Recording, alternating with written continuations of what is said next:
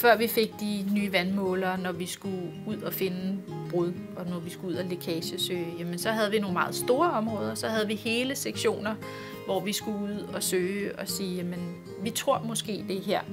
Og selvfølgelig kigger vi på materialesammensætningen af vores ledningsnet, og så siger jeg, men det er måske her, vi skal ud og kigge, men det er stadigvæk nogle rigtig store områder. Nu hvor vi har akustisk leak detection, så kan vi gå helt ned på vejniveau og så sige, jamen vi får faktisk nogle tal ind på lige denne her strækning, som fortæller os, at her er støjniveauet steget hen over en given periode.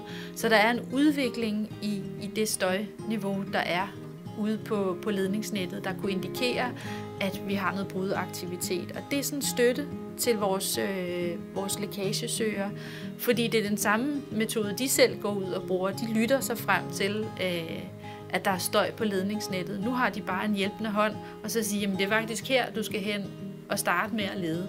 Fordi det her, du mere sikkert finder noget, end at du er over på nabovejen.